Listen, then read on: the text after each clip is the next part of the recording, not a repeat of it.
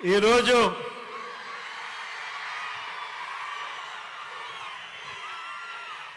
మన విజయవాడను చూస్తా ఉంటే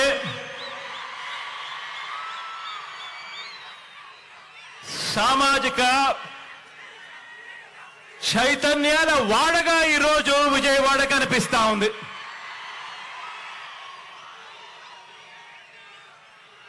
భారతరత్న బాబాసాహెబ్ డాక్టర్ భీమ్రావ్ అంబేద్కర్ గారి మహావిగ్రహం, స్టాచ్యూ ఆఫ్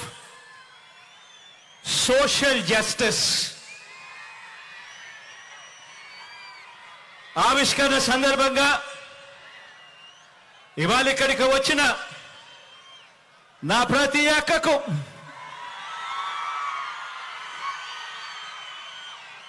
నా ప్రతి చెల్లెమ్మకు, ప్రతి అవ్వకు, ప్రతి తాతకు, ప్రతి సోదరుడికి, ప్రతి స్నేహితుడికి, మొత్తం దళిత జాతికి, బహుజనులకు రాజ్యాంగాన్ని, ప్రజాస్వామ్యాన్ని ప్రేమించే ప్రతి గుండెకు ఈరోజు మీ జగన్ అభినందనలు తెలియజేస్తా ఉన్నాడు ఈ వేదికపై నుంచి.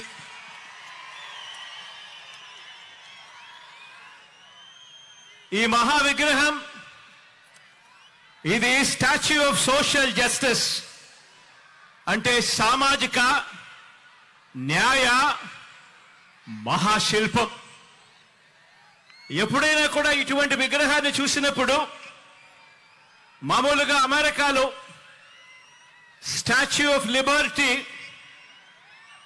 అనే అమెరికాలో మనకు కనిపిస్తూ ఉంటుంది. ఆ స్టాచ్యూ ఆఫ్ లిబర్టీ అంటే అమెరికా అని చెప్పి దాన్ని విన్నాం, దాని గురించి మనం మాట్లాడతాం. కానీ ఇక మీదటి నుంచి స్టాచ్యూ ఆఫ్ సోషల్ జస్టిస్ అంటే ఇక నుంచి ఇండియాలో విజయవాడ అని చెప్పి ఇక మీదటి నుంచి మారుమోగుతుంది.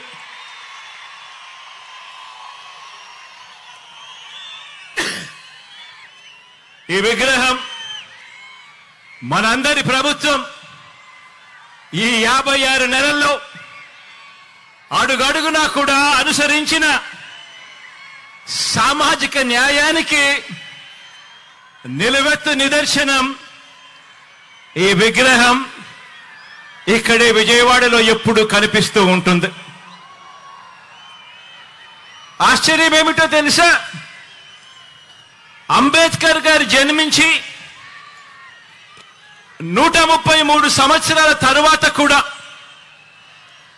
అంబేద్కర్ గారు మరణించిన 68 సంవత్సరాల తరువాత కూడా ఈ విగ్రహాన్ని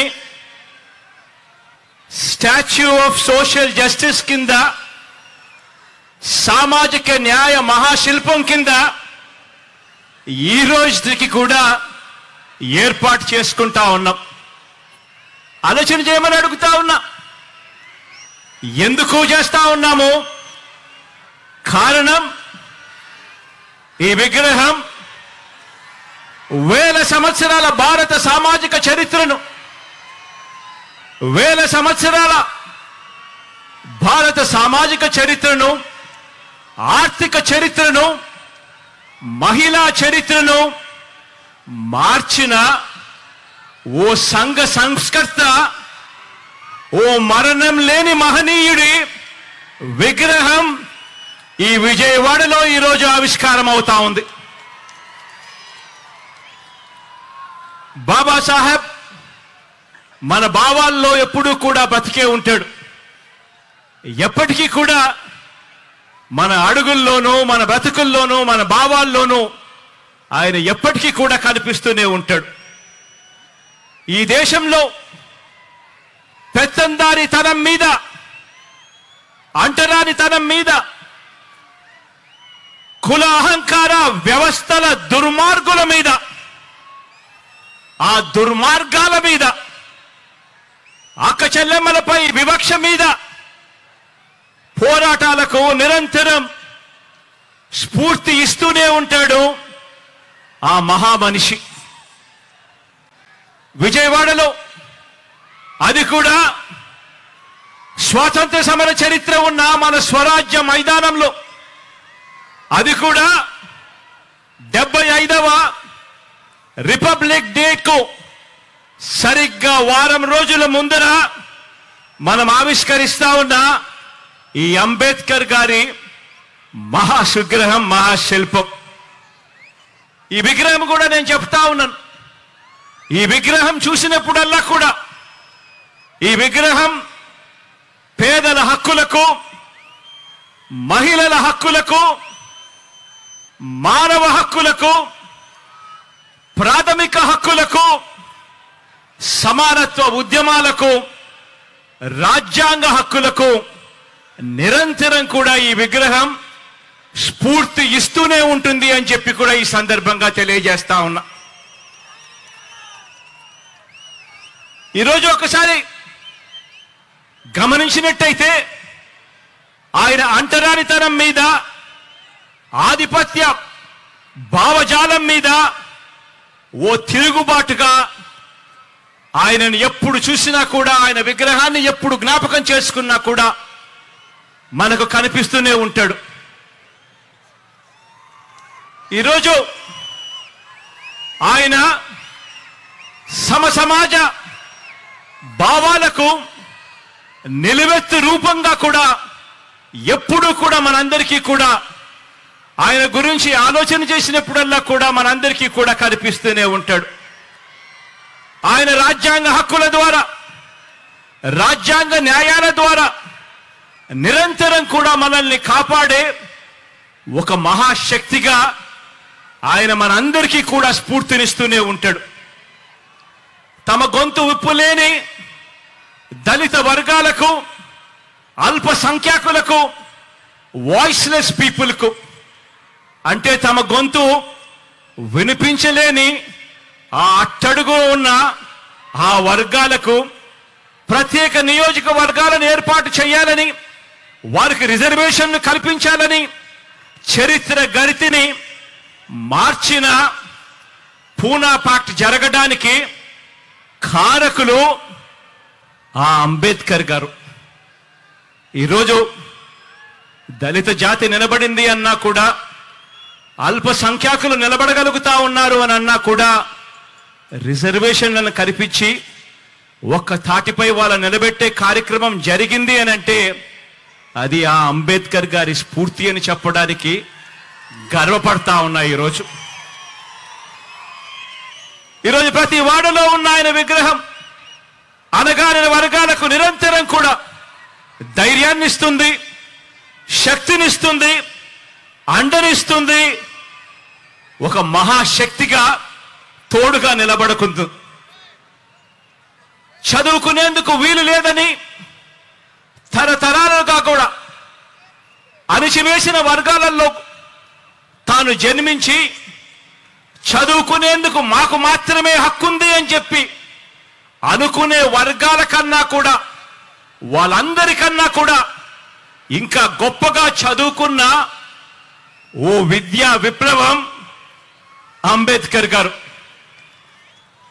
ఆయన బడిలో చదువుకుంటా ఉన్న రోజుల్లో ఆయన దళితుడు కాబట్టి తన తరగతి గదిలో మంచినీరు తాగాలంటే ఆ గదిలో ఉన్న కుండలో నుంచి గ్లాస్ ముంచుకొని నీరు తాగడానికి వీల్లేదట.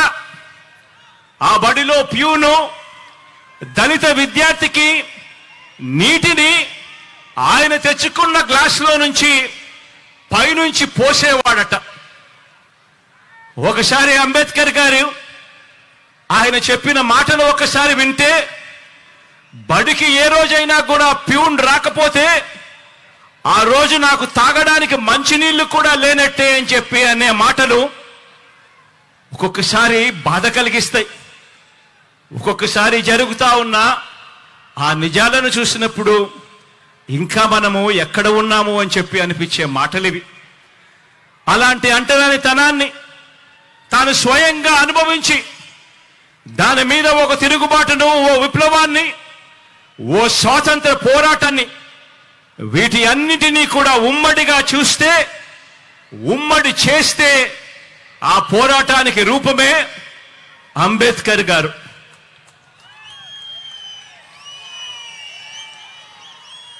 అటువంటి పరిస్థితులు స్వతంత్రం వచ్చిన తర్వాత కూడా 77 సంవత్సరాల తర్వాత కూడా వేరు వేరు రూపాల్లో ఇవాళటికి ఉన్నాయి. అంటరానితనం రూపం మార్చుకుంది అంతే.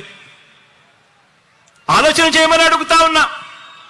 అంటరానితనం అంటే కేవలం ఫలానా వ్యక్తుల్ని కేవలం భౌతికంగా ముట్టుకోకూడదు, దూరం పెట్టడం మాత్రమే అంటరానితనం కాదు.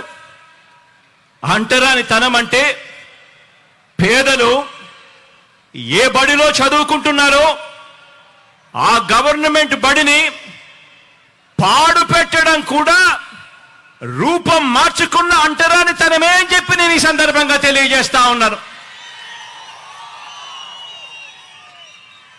డబ్బులున్న పిల్లలకు, డబ్బులున్న వారి పిల్లలకు ఒక మీడియం, పేద పిల్లలకు మరో మీడియం అని వివక్ష పాటించి పేద పిల్లలు తెలుగు మీడియంలోనే చదవాలని, వారు ఇంగ్లీష్ మీడియంలో చదవరాదని బరి తెగించి వాదించడం కూడా రూపం మార్చుకున్న అంటరానితనమే.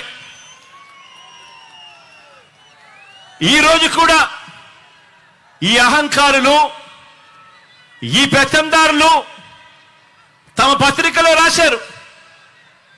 ఈరోజు పొద్దున్నే కూడా పత్రిక చదివా. అంబేద్కర్ గారు తెలుగు మీడియం మాత్రమే ఉండాలని అన్నాడట. నిజంగా ఈ పెత్తందారుల పిల్లలు, ఈ పెత్తందారుల మనవళ్ళు మాత్రం ఇంగ్లీష్ మీడియంలోనే చదువుతారట. నిజంగా ఇలా మాటలు చూస్తే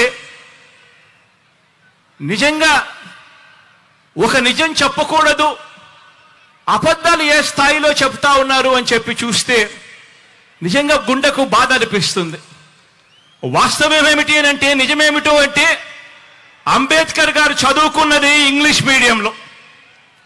ఆయన పిల్లవాడిగా 4వ తరగతి ఇంగ్లీష్ మీడియంలో 4వ తరగతి ఆయన పాస్ అయినప్పుడు ఆయన బంధుమిత్రులంతా కూడా పండగ చేసుకున్నారట.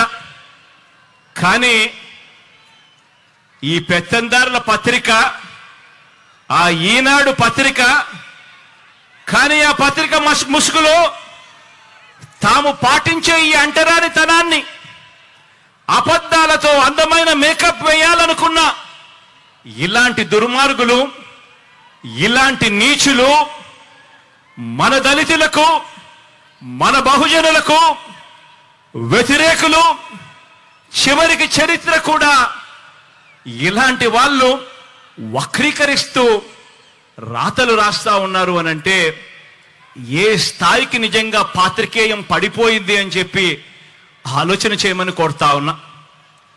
ఈరోజు పేద కులాల వారు ఎప్పటికీ కూడా తమ పొలాలలో పనివారుగానే ఉండిపోవాలట.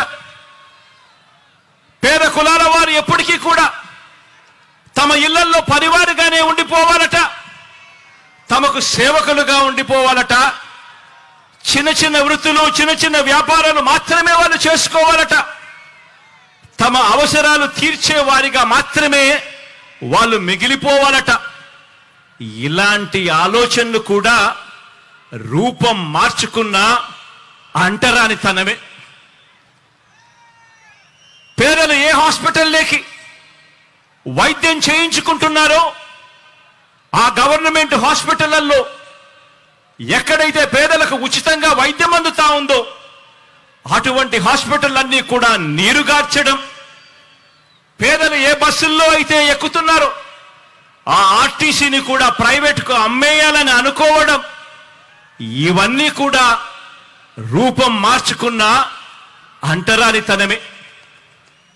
ఏ పౌర సేవ కావాలన్నా కూడా, ఏ పథకం పేదవాడికి కావాలన్నా కూడా ఆ పేదలు లంచాలిచ్చుకుంటూ వివక్షకు లోనవుతూ కార్యాలయాల చుట్టూ తిరుగుతూ జన్మభూమి కమిటీల చుట్టూ తిరిగేలా వారి సహనాన్ని పరీక్షించడం కూడా రూపం మార్చుకున్న అంటరానితనమే. అవ్వ తాతలకు పెన్షన్ కావాలన్నా, రైతన్నలకు ఎరువులు కావాలన్నా పొద్దున్నే లేచి పొడువాటి లైన్లలో ఆ క్యూలల్లో నిలబడి చివరికి ఆ క్యూలలోనే మనుషులు చనిపోతున్నా కూడా పాలకుల గుండె కరక్కపోవడం కూడా ఇవన్నీ కూడా రూపం మార్చుకున్న అంటరానితనమే. ఈ అంటరానితనంలో పేదల మీద పెత్తందారి భావజాలంలో ఇవన్నీ కూడా భాగాలే. ఎస్సీల అసైన్డ్ భూముల్ని కూడా కాజేసి తాము గజాల లెక్కన అమ్ముకోవాలనుకున్న రియల్ ఎస్టేట్ రాజధానిలో పేద సామాజిక వర్గాలకు చోటు లేకుండా తాము మాత్రమే ఒక కోట కట్టుకోవాలన్న కుతంత్రాలు చేయడం కూడా రూపం మార్చుకున్న అంటరానితనమే. రూపం మార్చుకున్న ఈ అంటరానితనం అంటే పేదల ఇళ్ల నిర్మాణానికి భూములు ఇస్తే సామాజిక సమతౌల్యం దెబ్బతింటుంది అని చెప్పి ఏకంగా కోర్టులకు వెళ్ళి ఆ కోర్టుల్లో కేసులు వేసి సిగ్గు లేకుండా వాదించడం కూడా రూపం మార్చుకున్న అంటరానితనమే.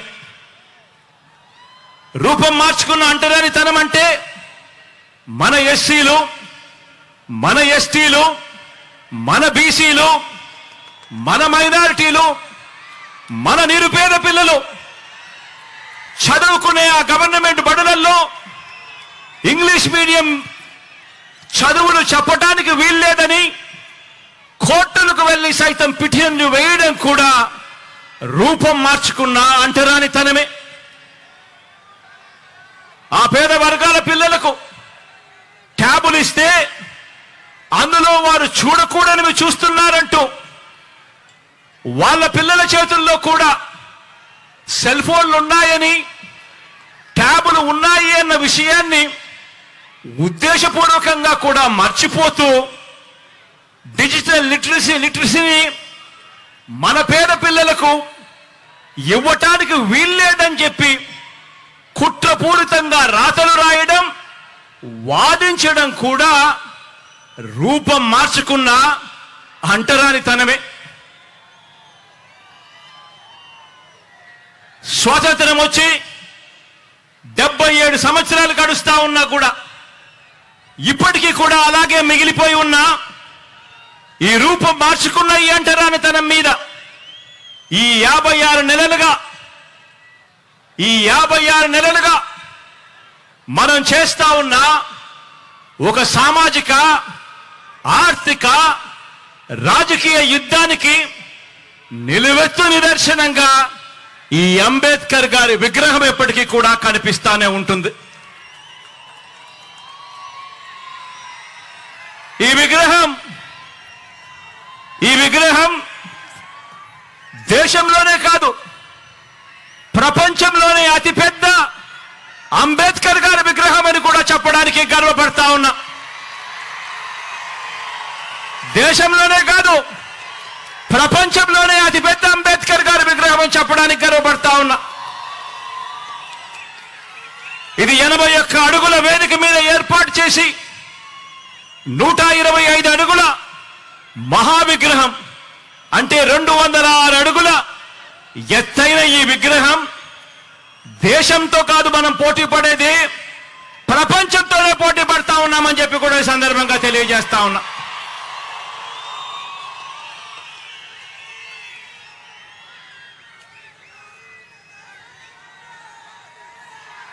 తరతరాలు కూడా ఈ ఆకాశమంతటి మహానుభావుడి, ఈ ఆకాశమంతటి వ్యక్తిత్వాన్ని గుర్తు చేసుకోవాలి.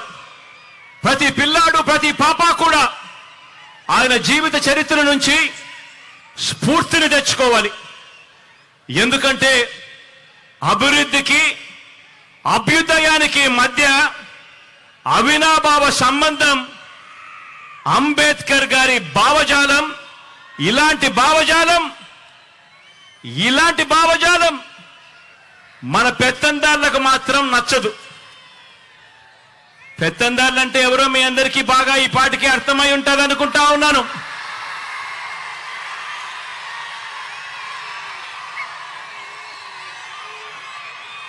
ఇలాంటి అంబేద్కర్ గారి భావజాలం ఈ పెత్తందారులకు మాత్రం అస్సలు నచ్చదు.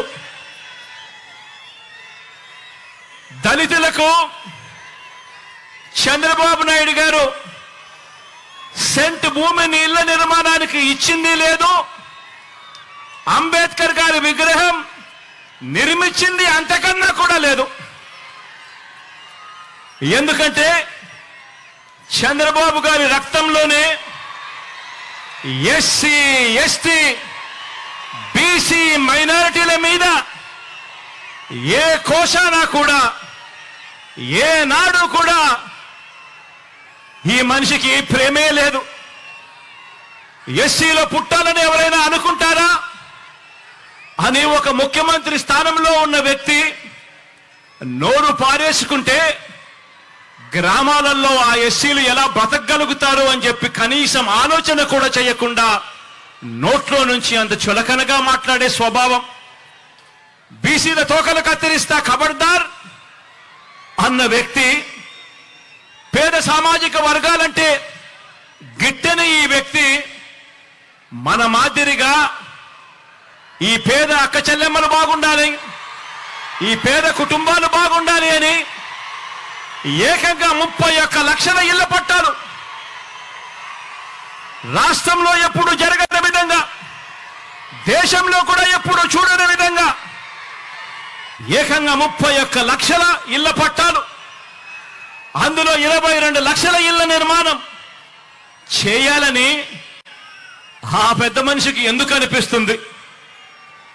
పెత్తందారి పార్టీలకు, ఈ పెత్తందారి నాయకులకు చదువుకునే మన పేద పిల్లలకు ఒక అమ్మఒడి ఇవ్వాలని, ఓ విద్యా దీవెన ఇవ్వాలని, ఓ వసతి దీవెన ఇవ్వాలని, ఓ గోరు ముద్ద ఇవ్వాలని, ఓ విద్యా కానుక ఇవ్వాలని, ఓ ట్యాబులు ఇవ్వాలని, ఓ ఇంగ్లీష్ మీడియంలో చదువులు చెప్పించాలని, బైలింగ్వల్ టెక్స్ట్ బుక్స్ ఇవ్వాలని, మన గవర్నమెంట్ బడులలో, మన క్లాస్ రూమ్లలో డిజిటైజేషన్ జరగాలి అని, ఐఎఫ్పీలను ఏర్పాటు చేయాలని, నాడు నేడుతో మన చదువులు, మన బడులు రూపురేఖలు మార్చాలి అని ఇటువంటి పెత్తందారి నాయకులకు కానీ, ఇటువంటి పెత్తందారి పార్టీలకు కానీ ఎందుకు అనిపిస్తుంది అని ఒక్కసారి ఆలోచన చేయమని అడుగుతా ఉన్నా.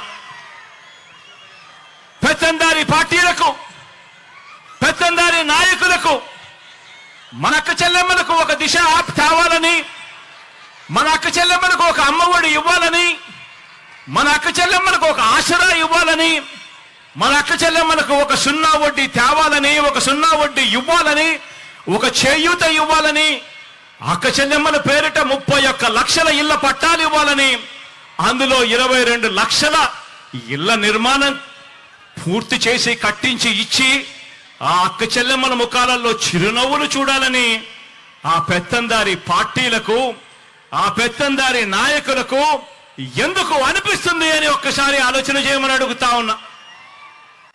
పెత్తందారి పార్టీలకు, ఆ పెత్తందారి నాయకులకు మన రైతన్నలకు పగటిపూట 9 గంటల పాటు ఉచిత విద్యుత్ ఇవ్వాలని, ఒక రైతు భరోసాతో రైతన్నను ఆదుకోవాలని, వారిని చేయి పట్టుకొని నడిపించే ఒక ఆర్బీకే వ్యవస్థను వాళ్ళ ముందరే పెట్టాలి అని చెప్పి ఎందుకు అనిపిస్తుంది అని చెప్పి ఒక్కసారి ఆలోచన చేయమని కోరుతా ఉన్నా. పెత్తందారి పార్టీలకు, పెత్తందారి నాయకులకు, పేదలకు వైద్యం, ఆరోగ్యం పట్ల వారికి ఒక మెరుగైన ఆరోగ్యశ్రీ పథకం రావాలని, ఇవ్వాలని, ఓ ఆరోగ్య ఆసరాతో ఆదుకోవాలని, ఓ 104, ఒక 108 ఫోన్ కొడితే చాలు కుయ్ కుయ్ కుయ్ అంటూ ఆ పేదవాడు ముంగిటికి వచ్చి ఆ పేదవాడికి అండగా నిలబడే పరిస్థితి రావాలని, గ్రామ స్థాయిలోనే ఓ విలేజ్ క్లినిక్ రావాలని, ఓ ఫ్యామిలీ డాక్టర్ కాన్సెప్ట్ తీసుకొని రావాలి అని, హాస్పిటల్లన్నీ కూడా రూపురేఖలు మారాలని, ఆ హాస్పిటల్లో పేదవాడు వైద్యం కోసం వెళితే ఏకంగా 53,000 మంది డాక్టర్లను, నర్సులను హాస్పిటల్లో రిక్రూట్ చెయ్యాలి అని ఎందుకు అనిపిస్తుంది అని చెప్పి ఆలోచన చేయమని కోరుతా ఉన్నా.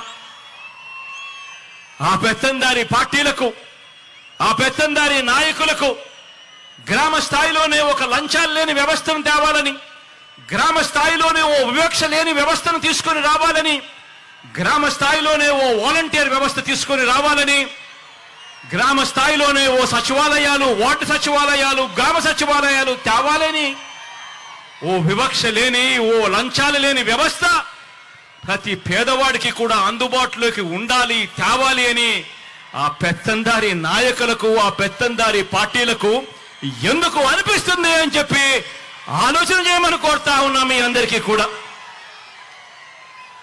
ఈ పెత్తందారి పార్టీలకు, ఈ పెత్తందారి నాయకులకు నామినేటెడ్ పోస్టుల్లోనూ, నామినేషన్ మీద ఇచ్చే కాంట్రాక్టుల్లోనూ 50% నా ఎస్సీ, నా ఎస్టీ, నా బీసీ, నా మైనారిటీ అంటూ వాళ్లకు 50% పదవులు వాళ్ళకే ఇవ్వాలని, ఇచ్చేట్టుగా ఏకంగా చట్టం తీసుకొని రావాలి అని వాళ్ళకు ఎందుకు అనిపిస్తుంది అని ఆలోచన చేయమని అడుగుతా ఉన్నా. మంత్రి మండలిలో, మీ బిడ్డ మంత్రి మండలిలో ఏకంగా 4 డిప్యూటీ సీఎం పదవులు నా నా నా అంటూ నా ఎస్సీలకు, నా ఎస్టీలకు, నా బీసీలకు, నా మైనారిటీలకు మనమిస్తే మంత్రి మండలిలో ఏకంగా 68% మంత్రి పదవులు నా నా నా అంటూ నా ఎస్సీలకు, నా ఎస్టీలకు, నా బీసీలకు, నా మైనారిటీలకు మనమిస్తే సామాజిక పరంగా, రాజకీయ పదవుల్లో దేశ చరిత్రలో ఎప్పుడు చూడని విధంగా ఈ 56 నెలల్లో అడుగులు పడ్డాయి. ఏకకాలంలో శాసనసభ స్పీకర్గా ఒక బీసీ, ఏకకాలంలో శాసనసభ మండలి చైర్మన్ గా ఒక ఎస్సీ, శాసనసభ శాసన మండలి డిప్యూటీ చైర్పర్సన్ గా ఒక మైనారిటీ అక్కకు పెద్ద పీట వేసిన ఏకైక ప్రభుత్వం మీ బిడ్డ ప్రభుత్వం అని కూడా చెప్పడానికి గర్వపడతా ఉన్నా. మనందరి ప్రభుత్వం వచ్చాక రాజ్యసభకు 8 మందిని పంపిస్తే అందులో 4 నా వాళ్ళు అనుకుంటా ఉన్నా, నా ఎస్సీ, ఎస్టీ, బీసీ, మైనారిటీ వర్గాల వారు అని చెప్పడానికి గర్వపడతా ఉన్నా. మన పార్టీ మండలిలో 43 మంది సభ్యులు మన పార్టీలో ఉంటే అందులో 43 మందిలో 29 మంది నా నా నా నేను పిలుచుకుంటా ఉన్నా, నా ఎస్సీ, నా ఎస్టీ, నా బీసీ, నా మైనారిటీ, నా అన్నదమ్ములే, నా అక్క చెల్లెమ్ములేని గర్వంగా కూడా తెలియజేస్తా ఉన్నా. రాష్ట్రంలో 13 జడ్పీ చైర్మన్ పదవులుంటే, రాష్ట్రంలో 13 జడ్పీ చైర్మన్ పదవులుంటే అందులో 9 నా నా నా నా నేను పిలుచుకుంటా ఉన్నా, నా ఎస్సీ, నా ఎస్టీ, నా బీసీ, నా మైనారిటీ, నా అన్నదమ్ములే, నా అక్క చెల్లెమ్ములేని చెప్పడానికి గర్వపడతా ఉన్నా. రాష్ట్రంలో 17 మున్సిపల్ కార్పొరేషన్ మేయర్లు ఉంటే, 17 మున్సిపల్ కార్పొరేషన్ మేయర్లు ఉంటే అందులో 12 నా నా నా నా అని నేను పిలుచుకుంటా ఉన్నా, నా ఎస్సీలు, నా ఎస్టీలు, నా బీసీలు, నా మైనారిటీలు, నా అన్నదమ్ములు, నా అక్క చెల్లెమ్మలు మేయర్ పదవుల్లో వాళ్లే కనిపిస్తా ఉన్నారు అనంటే 87 మున్సిపాలిటీలు ఉన్నాయి రాష్ట్రంలో. అందులో 84 మీ బిడ్డ, మీ అందరి ఆశీస్సులు దేవుడు దయతో గెలిచాడు.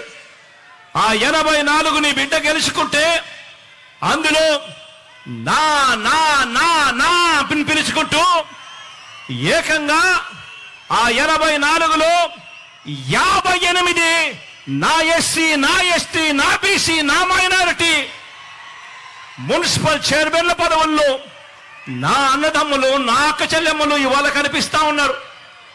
196 మార్కెట్ కమిటీ చైర్మన్లు ఉంటే అందులో 117 ఏకంగా నా నా నా నా అని చెప్పి నేను పిలుచుకునే నా ఎస్సీ, నా ఎస్టీ, నా బీసీ, నా మైనారిటీ అన్నదమ్ములు, అక్క చెల్లెమ్మలే ఉన్నారు. 137 కార్పొరేషన్ చైర్మన్ పదవులు ఉంటే అందులో 79 నా ఎస్సీ, నా ఎస్టీ, నా బీసీ, నా మైనారిటీ అని చెప్పి ఆప్యాయంగా నేను పిలుచుకునే నా అన్నదమ్ములు, నా అక్క చెల్లెమ్మలే ఇవాళ అక్కడ కనిపిస్తా ఉన్నారు. మొత్తంగా రాజకీయ నియామకాలు పదవుల్లో సగానికి పైగా మొత్తంగా రాజకీయ నియామకాల్లో మొత్తంగా రాజకీయ పదవుల్లో సగానికి పైగా ఎవరున్నారో తెలుసా? నా అక్క చెల్లెమ్మలు ఉన్నారు అని గర్వంగా కూడా చెప్తా ఉన్నా. ఈరోజు నా అక్క చెల్లెమ్మలు ఇవాళ పదవుల్లో ఉన్నారు అని గర్వంగా చెప్పగలుగుతా ఉన్నాను. మన ప్రభుత్వం అధికారంలోకి వచ్చిన తర్వాత ఈ 56 నెలల కాలంలో ఏకంగా 2,10,000 పైచిలకు గవర్నమెంట్ ఉద్యోగాలు మీ బిడ్డ ప్రభుత్వం ఇస్తే ఈ 2,10,000 గవర్నమెంట్ ఉద్యోగాలలో ఏకంగా 80% నా ఎస్సీ, నా ఎస్టీ, నా బీసీ, నా మైనారిటీ నా చెల్లెమ్మలు, నా తమ్ముళ్ళే ఈరోజు ఉద్యోగాల్లో ఉన్నారు అని చెప్పడానికి గర్వపడతా ఉన్నా. ఇలాంటి సామాజిక న్యాయం మనందరి ప్రభుత్వంలో కాకుండా మరెక్కడైనా చూశారా అని చెప్పి నేను అడుగుతా ఉన్నాను ఇదే వేదికపై నుంచి. ఈరోజు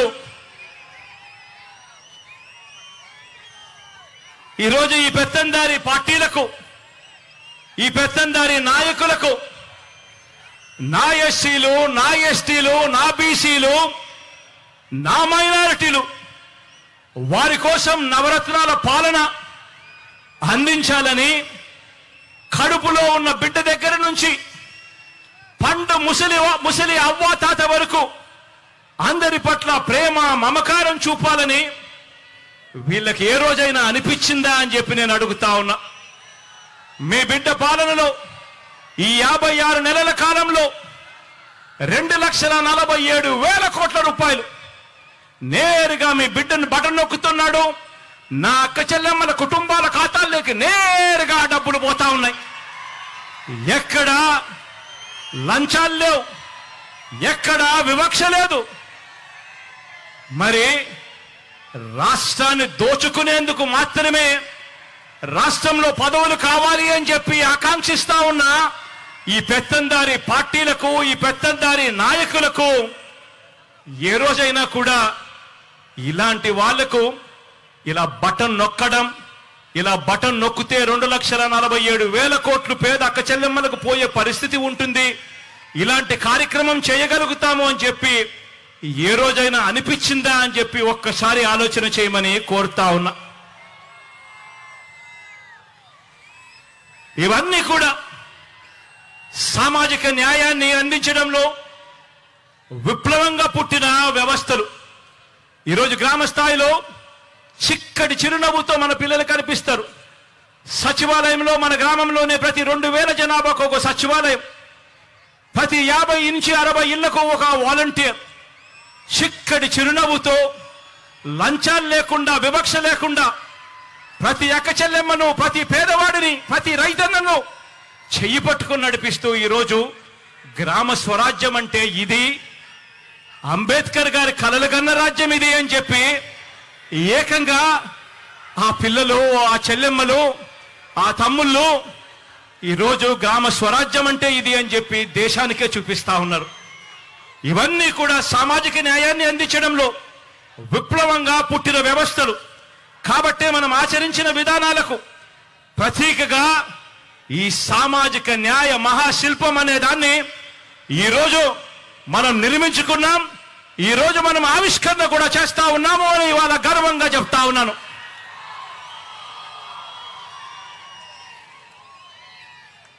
ఈరోజు మనందరి ప్రభుత్వం, మీ బిడ్డ ప్రభుత్వం, మీ కష్టం తెలిసిన మీ అన్న ప్రభుత్వం ఇంటింటా కూడా ప్రతి గ్రామం నుంచి కుప్పం నుంచి ఇచ్చాపురం వరకు ఏ గ్రామాన్నైనా కూడా తీసుకోండి, ప్రతి గ్రామంలో కూడా మార్పులు కనిపిస్తాయి.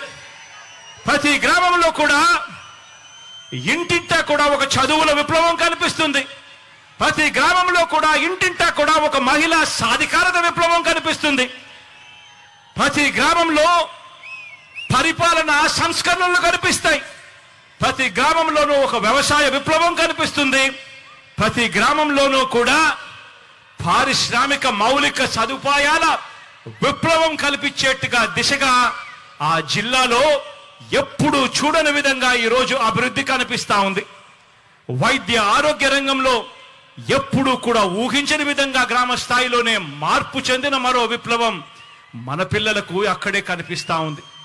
కడతా ఉన్న డిజిటల్ లైబ్రరీలు కనిపిస్తా ఉన్నాయి. ప్రతి అంశంలోనూ కూడా పేదల అభివృద్ధికి, పేదల అభ్యున్నతికి తీసుకుంటా ఉన్న ప్రతి ఒక్క నిర్ణయానికి కూడా దేవుడు దయ, ప్రజలందరి చల్లని దీవెనలు కలకాలం ఉండాలని చెప్పి ఆ మహానుభావుడి విగ్రహాన్ని ఆవిష్కరించే కార్యక్రమంలోకి ఇక్కడ నుంచి అందరం కూడా బయలుదేరి ఎక్కడికి పోదాము అని చెప్పి కూడా ఈ సందర్భంగా తెలియజేస్తా ఉన్నాను.